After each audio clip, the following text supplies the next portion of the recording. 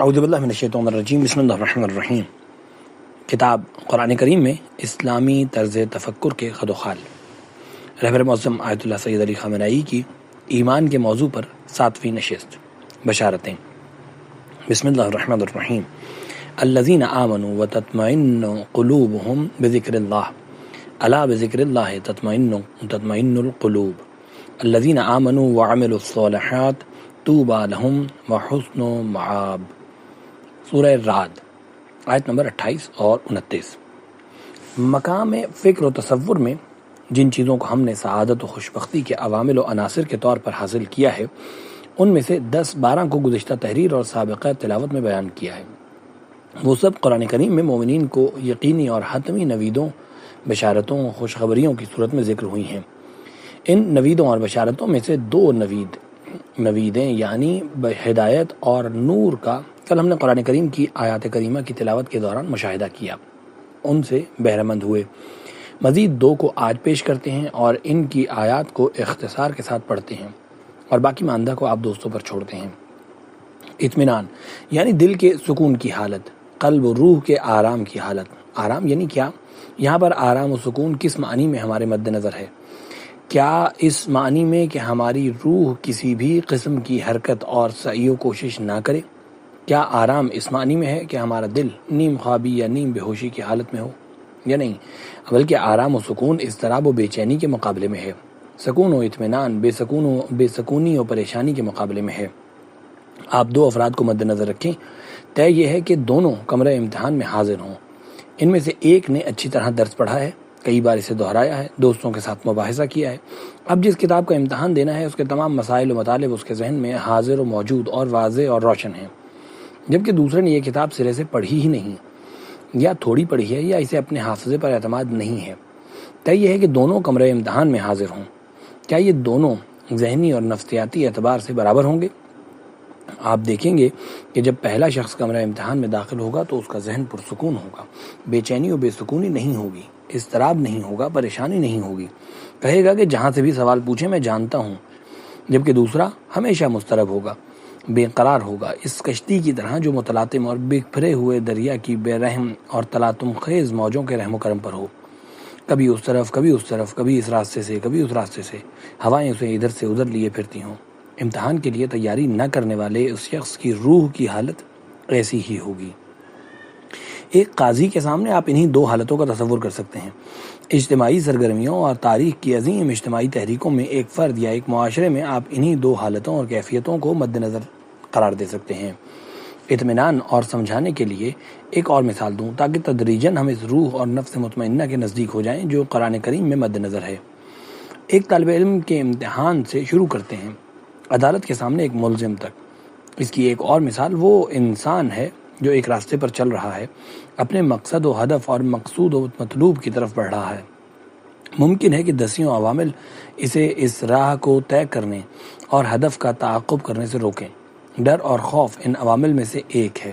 رعب و وحشت، خوف و ہراس۔ ممکن ہے کہ ڈر اور خوف کی وجہ سے وہ اس راستے کو جاری نہ رکھ سکے۔ کس چیز کا خوف؟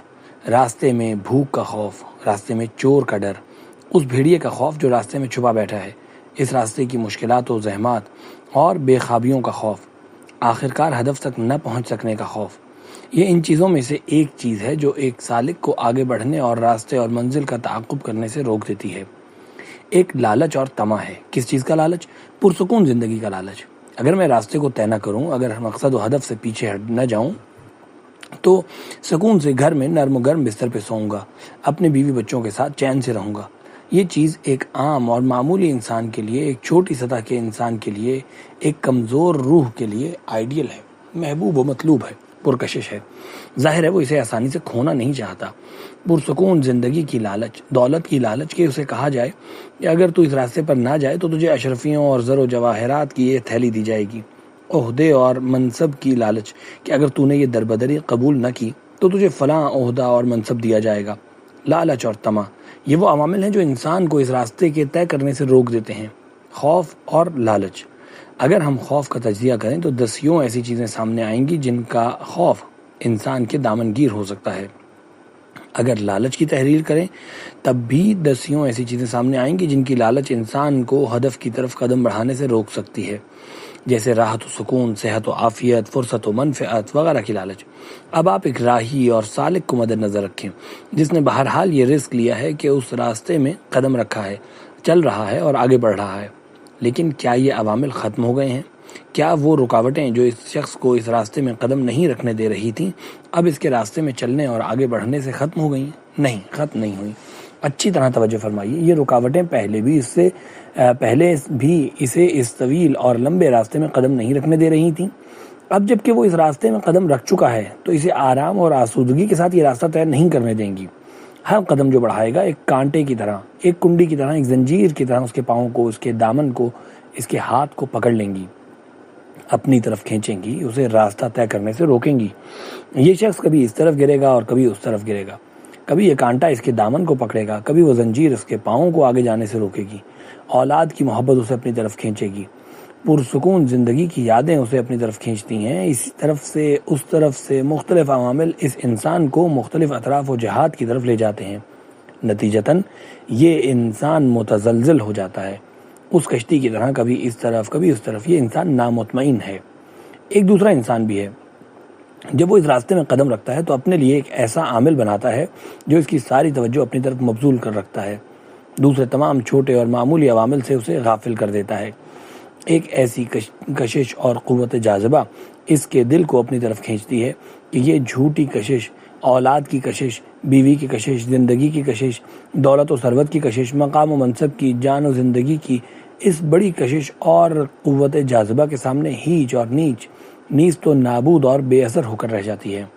ایک چھوٹے جسم کو دسیوں مقناطیس اس طرف اور اس طرف کھینچتے ہیں، لیکن جب ایک طاقتور مقناطیس آتا ہے تو اس کی قوت جاذبہ اس چھوٹے لوہے کو اس طرح اپنی طرف کھینچتی ہے کہ دوسرے مقناطیس بے اثر ہو کر رہ جاتے ہیں۔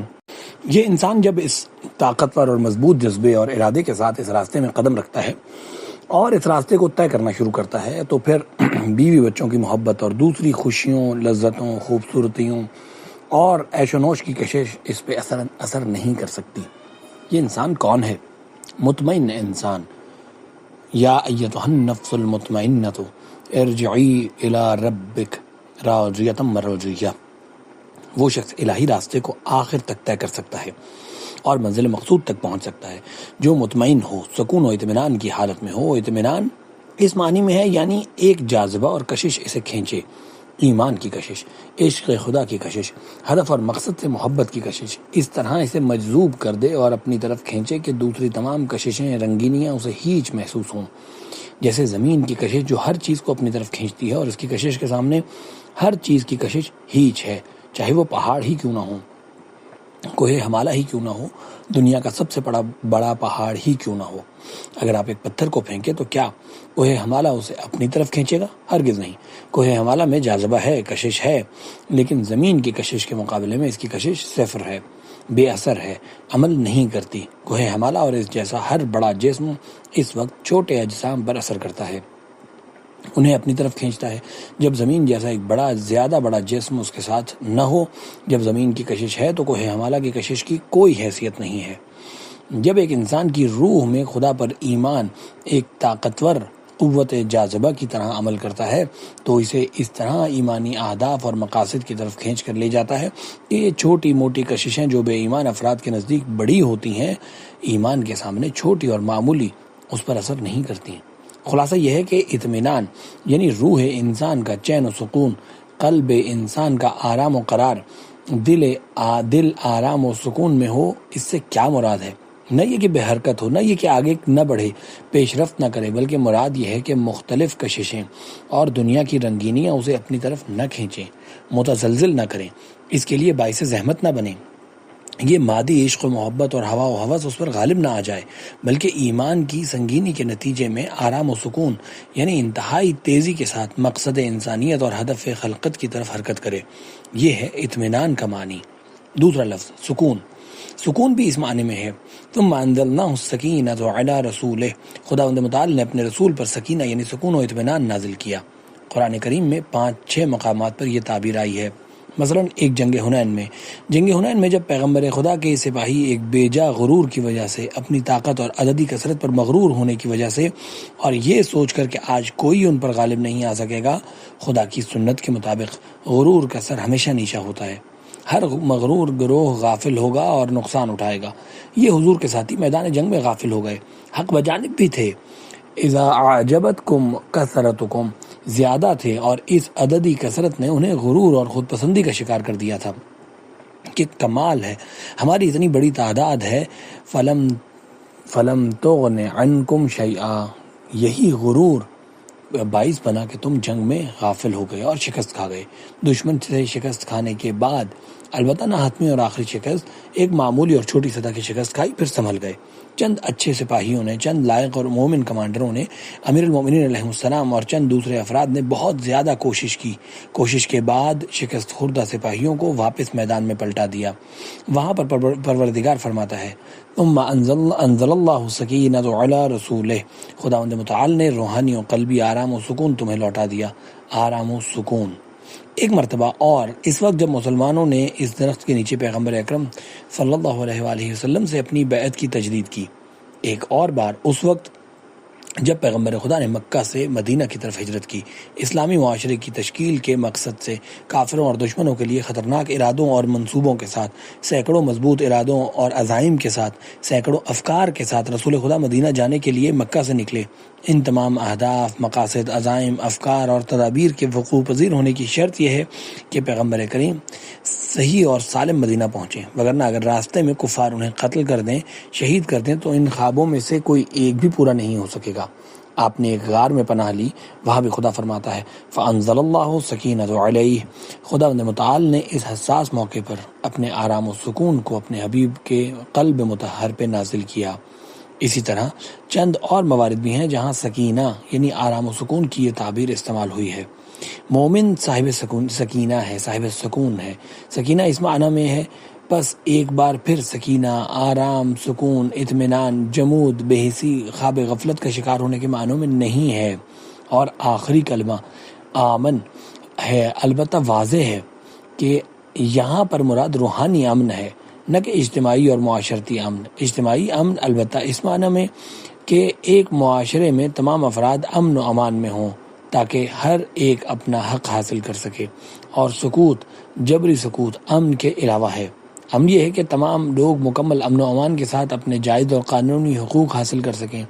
یہ امن جس کی یہاں پر بات کر رہے ہیں، اس امن کے علاوہ ہے جو اجتماعی مسائل اور اجتماعی امن کے سلسلے میں مد نظر ہوتا ہے۔ یہ امن یعنی روحانی امن، عدم تزلزل، عدم اضطراب، خوف و ہراس کا نہ ہونا۔ یہ تین جملے ہیں۔ اب قرآن کریم کی آیات کو دیکھیں کہ مومنین کے بارے میں ان تین صفات کے سلسلے میں کیا کہتی ہیں۔ سورہ رعد آیت نمبر 28 اور 29، دو مختصر آیات۔ الذین آمنوا وتطمئن قلوبہم بذکر اللہ، البتہ آیت شاید پچھلی آیات کا تسلسل ہے، لیکن چونکہ ان آیات کے ذکر سے بات لمبی ہو جائے گی، اس لیے فی الحال انہیں چھوڑتے ہیں۔ الذین آمنوا وتطمئن قلوبہم بذکر اللہ، وہ لوگ جو ایمان لائے اور جن کے دل بذکر اللہ، یاد خدا کے ساتھ اطمینان حاصل کرتے ہیں۔ دیکھیں، یہ یاد خدا وہی طاقتور جاذبہ اور کشش ہے، وہی جاذبہ کہ جس کے بارے میں ہم نے کہا کہ چھوٹے جاذبوں اور کششوں کو نابود کر دیتا ہے، انہیں بے اثر کر دیتا ہے، وہ یہی ذکر اللہ ہے۔ نماز کو کیوں اتنی زیادہ اہمیت دی گئی؟ یہ کیوں کہا گیا کہ اگر نماز قبول نہ ہوئی تو دوسرے اعمال بھی قبول نہیں ہوں گے؟ کیوں حج کے بارے میں کہا گیا کہ زندگی میں صرف ایک بار، روزے کے بارے میں کہا گیا کہ سال میں ایک بار، زکوٰۃ کے بارے میں کہا گیا خاص مورد میں، خمس کے بارے میں بھی ایسے ہی، دوسری عبادات بھی اسی طرح، لیکن نماز کے بارے میں کہا گیا ہر روز، وہ بھی 5 مرتبہ، اگر زیادہ نماز پڑھیں تو اور بہتر ہے۔ ایسا کیوں کہا گیا ہے؟ اس لیے کہ نماز ذکر خدا کا کیپسول ہے، نماز ابتدا سے لے کر آخر تک ذکر اللہ ہے۔ یہی وجہ ہے کہ قرآن کریم بھی ان الصلاۃ تنہا عن الفحشاء والمنکر، کہ نماز ہر برائی اور بدکاری سے روکنے کی والی ہے۔ اس کے بعد فرماتا ہے وَلَذِكْرُ اللَّهِ اکبر۔ نماز کا یہ پہلو انتہائی اہم ہے کہ وہ یاد خدا ہے، یہ بالاتر ہے۔ نماز کی سب سے بڑی خاصیت یہ ہے کہ وہ ذکر اللہ کی خاصیت یہ ہے کہ خدا کی یاد، خدا کی طرف توجہ، ہمیشہ خدا کو دیکھنا، پہچاننا اور اپنے ساتھ سمجھنا، اس کی اہم ترین خاصیتوں میں سے ایک خاصیت ہے۔ یہ ہے کہ یہ چیز تمام کاموں میں، سب مسائل میں دل کو اضطراب، پریشانیوں، وسوسوں اور مختلف جاذبوں اور کششوں سے محفوظ رکھتی ہے۔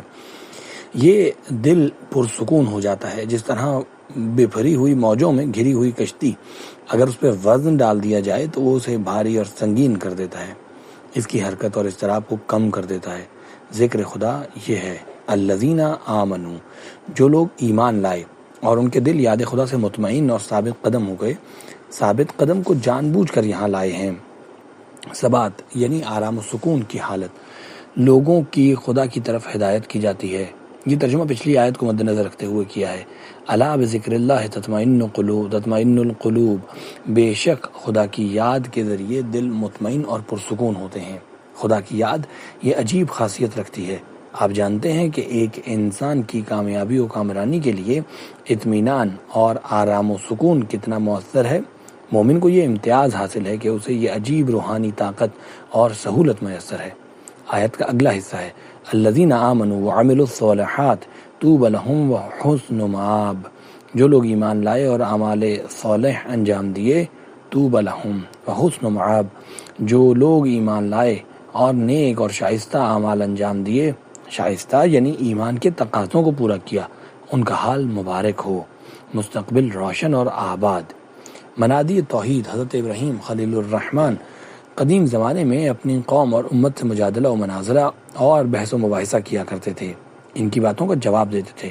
قرآن کریم ان کی قوم کی کٹ حجتیوں کو نقل کرتے ہوئے فرماتا ہے وحاجہ قومہ، حضرت ابراہیم علیہ السلام کی قوم نے ان کے ساتھ کٹ حجتی کی، مجادلہ کیا، ان کے ساتھ بحث کرنا شروع کی۔ قرآن نہیں کہتا کہ انہوں نے کیا کہا، کس طرح حضرت ابراہیم علیہ السلام کے ساتھ بحث کی، ان کا مدعا کیا تھا، لیکن حضرت ابراہیم علیہ السلام نے جو جواب انہیں دیا جسے قرآن نقل فرما رہا ہے، اس سے اندازہ لگایا جا سکتا ہے کہ ان کا مدعا کیا تھا۔ جب انہوں نے ابراہیم علیہ السلام کے ساتھ بحث و مباحثہ اور کٹ حجتی شروع کی تو قالا، حضرت ابراہیم علیہ السلام نے کہا اتحاجونی فی اللہ، کیا تم میرے ساتھ خدا کے بارے میں بحث اور مجادلہ کر رہے ہو؟ قد ہدانی، حالانکہ خدا نے میری ہدایت کی ہے، یعنی میں واضح اور روشن ہوں، مجھے اپنے راستے کی حقانیت میں کوئی شک و تردید نہیں ہے۔ تم اس سے فائدہ اٹھاتے ہوئے میرے ساتھ بحث و مجادلہ کرتے ہو، کر کے مجھے اس راستے سے واپس لوٹا دو۔ وقد ہدانی، میں ہدایت یافتہ ہوں، راہ یافتہ ہوں، واضح اور روشن ہوں، جانتا ہوں کہ کیا کر رہا ہوں۔ ولا اخاف ما تشرکون به الا ان یشاء ربی شیئا، اور جسے تم نے خدا کا شریک قرار دیا ہے، مجھے اس کا کوئی ڈر خوف نہیں ہے مگر یہ کہ خدا میرے بارے میں کسی چیز کا ارادہ فرمائے، یعنی در حقیقت میں خدا سے ڈرتا ہوں۔ اس جواب سے پتہ چلتا ہے کہ لوگ حضرت ابراہیم علیہ السلام سے کہتے تھے کہ اے ابراہیم، ان سے ڈرو جنہیں ہم نے خدا کا شریک قرار دیا ہے۔ ابراہیم علیہ السلام جواب میں فرماتے ہیں میں ان سے نہیں ڈرتا، ان سے مجھے کسی قسم کا خوف نہیں ہے۔ آیت کے اگلے حصے اور ابراہیم علیہ السلام کے کلام سے یہ بات زیادہ واضح اور روشن ہو جاتی ہے۔ وسع ربی کل شیء علما، میرے پروردگار کا علم ہر چیز کا احاطہ کیے ہوئے ہے۔ وسع یعنی وسیع ہے، گھیرے ہوئے ہے، احاطہ کیے ہوئے ہے۔ ربی میرا پروردگار، میرا رب، کل شیء ہر چیز کا، علم و دانش کے لحاظ سے۔ اس کا سلیس اور سادہ اردو ترجمہ وہی بنتا ہے جو ہم نے یہاں لکھا کہ میرے پروردگار کا علم ہر چیز کا احاطہ کیے ہوئے ہے۔ افلا تتذکرون، اس کے باوجود کیا یہ بات تمہاری سمجھ میں نہیں آتی؟ اس کے بعد ابراہیم علیہ السلام فرماتے ہیں وَكَيْفَ أَخَافُ مَا أَشْرَكْتُمْ وَلَا تَخَافُونَ عَنَّكُمْ أَشْرَكْتُمْ بِاللَّهِ مَا لَمْ يُنَزِّلْ بِهِ عَلَيْكُمْ سُلْطَانًا۔ یہاں پر زیادہ واضح ہو جاتا ہے وہ لوگ ابراہیم علیہ السلام کے ساتھ کس چیز پر بحث کر رہے تھے۔ ابراہیم علیہ السلام فرماتے ہیں میں کیسے ڈروں؟ تمہیں ڈرنا چاہیے۔ کیا میں ان سے ڈروں جنہیں تم نے کسی دلیل کے بغیر خدا کی حکومت و سلطنت اور اس کے امر و خلقت میں اس کا شریک اور رقیب قرار دیا ہے، جبکہ خدا نے میری ہدایت فرمائی ہے، بات میرے لیے واضح ہے۔ تم اس چیز سے نہ ڈرو کہ تم کسی دلیل کے بغیر، کسی منطق کے بغیر، کسی عقلی برہان کے بغیر بعض بتوں یا لوگوں کو پروردگار عالم کا شریک اور رقیب قرار دیتے ہو، یعنی تمہیں ڈرنا چاہیے نہ کہ مجھے۔ یہاں سے پتہ چلتا ہے کہ وہ ابراہیم علیہ السلام کے ساتھ بحث میں یہ کہتے تھے کہ آپ ڈریں، کس سے ڈریں، کس چیز سے ڈریں؟ کیا خدا کے بے جان شرکا یا خدا کے جاندار شرکا سے یا دونوں سے؟ یہ معلوم نہیں۔ کن شرکا سے ڈرنے کا کہتے تھے یہ واضح نہیں ہے۔ اس کے بعد فَأَيُّ الْفَرِيقَيْنِ أَحَقُّ بِالْأَمْنِ إِن كُنتُمْ تَعْلَمُونَ، ہم یا تم میں سے کون اس چیز کا زیادہ سزاوار ہے کہ روحانی طور پر امن و سکون میں ہو، ذہنی طور پر آسودہ خاطر ہو، کوئی فکر اور پریشانی میرے دامنگیر نہ ہو یا تمہارے، میں کہ جس کا دل خدا سے وابستہ ہے۔ ابراہیم علیہ السلام فرما رہے ہیں میں جو خدا کی طرف سے ہدایت یافتہ ہوں، مجھے کوئی پریشانی نہیں ہونی چاہیے، یا تم زیادہ مطمئن ہو جس کے پاس اپنے راستے اور کام کی کوئی دلیل اور حجت نہیں ہے۔ میرے لیے تو بات واضح ہے، فَأَيُّ الْفَرِيقَيْنِ أَحَقُّ بِالْأَمْنِ إِن كُنتُمْ تَعْلَمُونَ، ہم میں سے کون امن و سکون کا حقدار اور سزاوار ہے، میں ابراہیم یا تم بت پرست؟ ابراہیم علیہ السلام فرماتے ہیں میں کہ جس نے خدا کو پہچان لیا ہے، آگاہی و بصیرت اور معرفت کے ساتھ اس کی طرف گیا ہوں، یا تم لوگ کہ جن کے پاس اپنی غلط سوچ اور باطل فکر پر کوئی دلیل نہیں ہے، اگرچہ تم جانتے ہو، ان کنتم تعلمون، یعنی معلوم ہے کہ نتیجہ کیا ہے، معلوم ہے کہ جواب کیا ہے، معلوم ہے کہ کون بے چینی و بے سکونی اور خوف و پریشانی کا شکار ہے، کون ان بدبختیوں سے امان میں ہے، آسودہ خاطر ہے اور مطمئن ہے۔ اور آخر میں خدا فرماتا ہے الذین آمنوا ولم یلبسوا ایمانہم بظلم اولئک لہم الامن وہم مہتدون، جو لوگ ایمان لائے انہوں نے اپنے ایمان کو ظلم و ستم سے آلودہ نہ کیا تو انہی کے لیے امن و سکون ہے اور وہی ہدایت یافتہ ہیں۔ یہ امن کے بارے میں ہے۔ چوتھی نوید ہے مفید اور ثمرآور ہونا، وہ چیزیں جو اگر منزل و ہدف اور توحید کے راہی کے پاس ہوں تو بہتر طور پہ حرکت کر سکتا ہے، اس کی منزل تک پہنچنے کا امکان بڑھ جاتا ہے، اگر نہ ہوں تو منزل کی طرف آہستگی سے چلتا ہے اور مقصد تک نہ پہنچ سکنے کا امکان بھی بڑھ جاتا ہے۔ ان میں سے ایک چیز ہے کہ اپنے کام کو مفید اور ثمرآور سمجھے یا نہ سمجھے۔ اگر مفید سمجھا اس راستے کو، اپنی حرکت کو، اپنے کام کو، اپنی محنت کو، اور یہ محسوس کیا کہ اس کی کوشش رائے گاہ نہیں جائے گی، اس کا عمل ضائع نہیں ہوگا، اس کی حرکت اور قدم پر ایک اثر مرتب ہوگا، تو اس کی ہر حرکت ایک موج اور لہر پیدا کرے گی، تو وہ بڑھے گا، بہتر انداز میں کام کرے گا، کم تھکے گا، زیادہ آرام سے حرکت کرے گا، اور اگر یقین ہوگا تو پھر اس کا خدا ہی حافظ ہے۔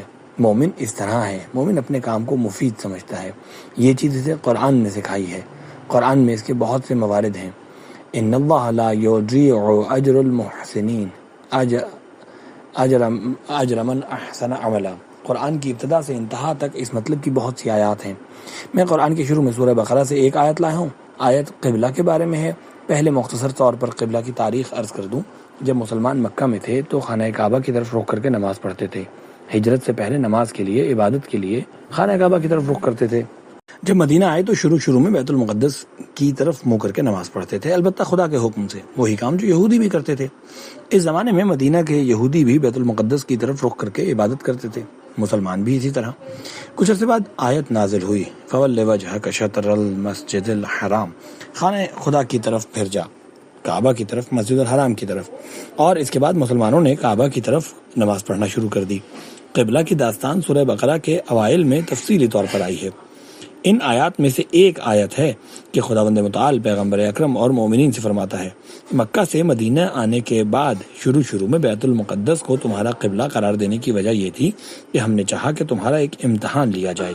تم مسلمان ہونے سے پہلے جب مکہ میں تھے تو اس وقت بھی خانہ کعبہ کی حرمت کے قائل تھے، اس کے قداست کے قائل تھے۔ مسلمان ہونے کے بعد بھی مکہ میں تمہاری نماز خانہ کعبہ کی طرف تھی۔ اب جب کہ تم لوگ مدینہ میں آئے تو ہم نے چاہا کہ ایک جدی پشتی سنت اور روش کو یکایک تم سے چھین لیں۔ یہ نہ سمجھو کہ مدینہ میں آنے کے بعد شروع میں جو نمازیں تم نے بیت المقدس کی طرف منہ کر کے پڑھی تھیں وہ ہمارے نزدیک کوئی قدر و قیمت نہیں رکھتی، وہ ہمیں قبول نہیں ہیں اور بیت المقدس باطل قبلہ تھا۔ ہرگز نہیں، ایسا نہیں ہے۔ جو کام تم نے کیے وہ سب اپنی جگہ منظور و مقبول ہیں۔ تم مومنوں کی صحیح اور کوشش، چاہے وہ قبلہ کے بارے میں ہو یا دوسرے مسائل کے سلسلے میں، اسے ہماری تائید و تصدیق حاصل ہے۔ اس کا اجر و ثواب ہمارے ہاں محفوظ ہے۔ درمیان میں جو فاصلہ پیدا ہوا تو یہ اس لیے تھا کہ ہم تمہارا امتحان لیں۔ آیت اس پس منظر میں ہے۔ اب دیکھیں ہم آیت کے کون سے حصے سے استفادہ کرنا چاہتے ہیں۔ وما جعلنا القبلۃ التي كنت عليها، اے پیغمبر ہم نے قرار نہیں دیا اس قبلہ کو کہ جس پر تم تھے، یعنی جس کی طرف تم رخ کر کے نماز پڑھتے تھے، یعنی بیت المقدس۔ بس آیت کب نازل ہوئی تھی؟ اس وقت جب بیت المقدس سے کعبے کی طرف پھرے تھے، کعبے کی طرف نماز پڑھتے تھے۔ خدا فرما رہا ہے وہ قبلہ کہ تم پہلے جس کی طرف رخ کرتے تھے، یعنی بیت المقدس، اسے ہم نے کس لیے قبلہ قرار دیا تھا؟ وما جعلنا القبلۃ التی كنت علیہا، ہم نے اسے قبلہ قرار نہیں دیا تھا جس پر تم پہلے تھے، الا لنعلم، مگر اس لیے کہ معلوم ہو جائے، من یتبع الرسول ممن ینقلب علی عقبیہ، کہ وہ لوگ جو پیغمبر کی پیروی کرتے ہیں ان لوگوں سے جدا، علیحدہ اور معین و معلوم ہو جائیں، جو اپنے گزشتگان کی طرف میلان و رجحان رکھتے ہیں اور ماضی کی طرف پلٹ جاتے ہیں۔ بس یہ تمہارا ایک امتحان لیا ہے۔ ہم نے آیت کا ترجمہ اس طرح کیا ہے کہ تمہارا پہلا قبلہ بیت المقدس یا بیت المقدس ہم نے معین نہیں کیا، مگر اس لیے کہ پیغمبر کے حقیقی پیروکار زمانہ جاہلیت کی سنتوں اور رسموں کے پیچھے چلنے والوں سے علیحدہ، ممتاز، معلوم اور معین ہو جائیں۔ وَإِن كَانَتْ لَكَبِيرَةً إِلَّا عَلَى الَّذِينَ هَدَى اللَّهُ، اگرچہ یہ تحویل قبلہ کا مسئلہ بہت بڑا، مہم، سخت اور گراں لگ رہا تھا، مگر جن لوگوں کی خدا نے ہدایت کی ہے، جن کے دلوں کی ہدایت ہو چکی ہے، ان کے لیے یہ مسئلہ معمولی تھا، اسے برداشت کر سکتے تھے، لیکن جن کی ہدایت نہیں ہوئی وہ نہیں۔ آیت کا اگلا حصہ، وما کان اللہ لیضیع ایمانکم، اس حصے کو ہم اپنے مطلوب و مقصود پر بطور دلیل اور سند لانا چاہتے ہیں، اور خدا ہرگز تمہارے ایمان کو ضائع نہیں کرتا۔ ایسا نہیں تھا کہ تمہارا ایمان، تمہارا عمل اور تمہارا کام ضائع، باطل اور بے اثر ہو گیا، کچھ عرصے کے لیے تم ایک جگہ رک جاؤ یا آگے نہ بڑھو، نہیں، ہرگز، ہر تمہارا قدم اور تمہاری ہر حرکت نے تمہیں ایک قدم مطلوب و مقصود اور منزل کے نزدیک کر دیا، بس تمہارا ایمان ضائع نہیں ہوا۔ ان اللہ بالناس لرؤوف الرحیم، بے شک خدا انسانوں پر مہربان اور رحم کرنے والا ہے۔